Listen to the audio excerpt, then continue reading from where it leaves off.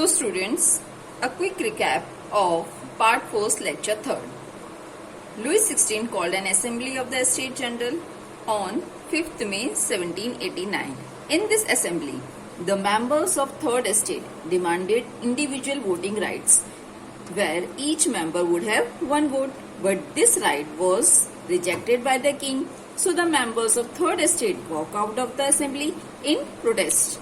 Now again on 20th June, these members assembled in tennis court in Versailles and declared themselves as National Assembly and vote to draft a constitution of France and to reduce the power of monarch.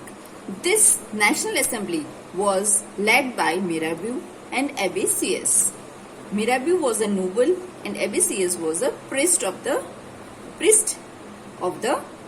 First estate. तो आपने देखा कि ये जो members थे ये Nobel class को belong करते थे और ये प्रिस्ट थे, लेकिन फिर भी ये इन थर्ड एस्टेट के मेंबर्स के साथ में थे. जब ये सारी सिचुएशन हो रही थी उस टाइम पे फ्रांस के अंदर कुछ बैक में मतलब जैसे पीछे और भी बहुत सारी प्रॉब्लम्स आ रही थी फ्रांस कंट्री के अंदर, वो हम आपको अभी पढ़ाएंगे. While the National Assembly was busy at Versailles drafting a constitution, the rest of the France was in trouble. कि ये National Assembly Constitution फ्रेम करने के लिए डिमांड कर रहे थे, लेकिन अब फ्रांस के जो दूसरे पार्ट है वहां पर बहुत सारी मुश्किलें आ रही थी, बहुत सारे प्रॉब्लम्स हो रहे थे. कैसे प्रॉब्लम हुआ? Severe winter destroyed the food crops, which resulted in the increase in the prices. The bakers also hoarded supplies of bread for making greater profit. कि विंटर जो क्रॉप्स थे that were destroyed and the bakers hoarded supplies of bread. Means उन्होंने जो hoarding कर ली सारी important breads की, important things की, टू इंक्रीज द प्रॉफिट. ज्यादा प्रॉफिट अर्न करने के लिए उन्होंने सप्लाईज को रोक लिया. जितने भी उनके पास में प्रोडक्ट थे वो अपने पास में रख लिए उन्होंने. After spending hours in long queue at the bakery, crowds of angry woman stormed into the shops. कि जब गुस्सा हो गई वुमेन्स, बहुत लंबी लाइन में खड़े होते होते थक गई वो, तो उन्होंने फिर वुमेन्स ने शॉप्स के ऊपर स्टॉर्म कर दिया. At the same time the king ordered troops to move into Paris. On 14th July the agitated crowd stormed and destroyed the Bastille. तो अब आपने एकदम चैप्टर के स्टार्टिंग में देखा था कि जो अटैक हुआ था बेस्टाइल पे वो कौन सी डेट को हुआ था? 14th जुलाई को. तो 14 जुलाई को सारी पर्सन्स ने गुस्सा होकर बेस्टाइल पे अटैक कर दिया था. बेस्टाइल थी क्या?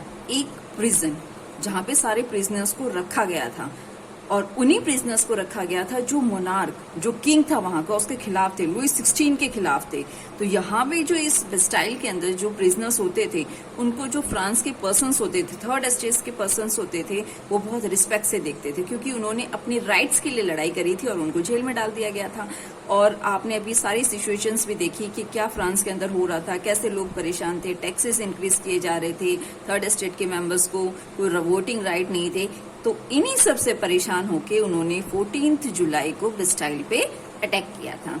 इन the countryside rumours spread from village to village that the lords of the manor were on the way to destroy the ripe crops through their hired gangs. अब rumours spread होने लगे, अफवाहें फैलने की गांव से गांव के जो राइप क्रॉप्स हैं उनके ऊपर अब अटैक होने वाला है, उनको डिस्ट्रॉय किया जाने वाला है.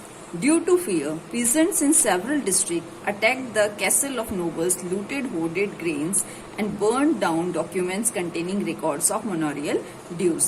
कि इसी डर से कि सब डर गए कि ये तो राइपन क्रॉप्स को डिस्ट्रॉय करने आ रहे हैं, तो इसीलिए कई पर्सन्स ने जो कैसल्स थे नोबल्स को उनके ऊपर अटैक कर दिया. जो होर्डिंग्स थी उन्हें लूट लिया, सामान अपने घरों में ले गए. वहां पे जो डॉक्यूमेंट्स थे जिनमें सारे रिकॉर्ड्स रखे गए थे, जब उन्होंने अटैक किया तो उन डॉक्यूमेंट्स को जला दिया गया, उनको डिस्ट्रॉय कर दिया गया.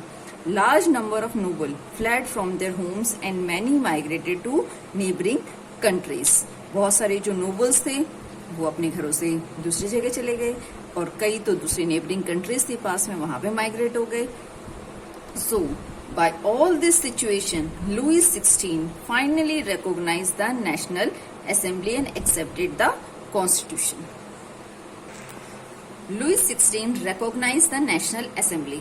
Louis XVI ने एक्सेप्ट कर लिया कि ठीक है नेशनल असेंबली जो चाहती है, कॉन्स्टिट्यूशन फ्रेम करना चाहती है, उसे एक्सेप्ट कर लिया जाए। क्योंकि लुईस 16 को अब डर हो गया था कि मेरी कोई भी राइट्स नहीं मानी जाएगी, मैं जो करूंगा मेरा कोई भी नहीं मानेगा। इससे अच्छा जो ये चाहते हैं वो कर लिया जाए, कॉन्स्टिट्यूशन फ्रेम कर लिया जाए।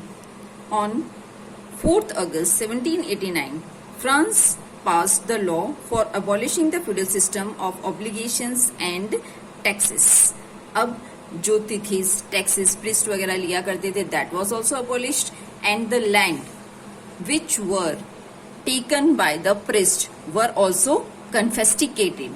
जो लैंड था जो प्रिस्ट के पास में, इन सब लोगों के पास में हुआ था, दैट वाज आल्सो कन्फेस्टिकेटेड, कि ये लैंड भी अब किसके अंडर आ गया था, जो गवर्नमेंट है, जो वहां की मोनार्क है, उन्हीं के अंडर। तो आपने जैसे स्टार्टिंग में देखा था कि फ्रांस के ऊपर डेब्ट थी 2 बिलियन लीवर्स की। अब ये जो लैंड आया था उससे डेब्ट रीपे कर दी गई थी, क्योंकि इसका जो अमाउंट था टोटल वो कितना था, 1 बिलियन लीवर्स। इस तरीके से ये रेवोल्यूशन हुआ था, the outbreak of the revolution. This was all the situation. So thank you.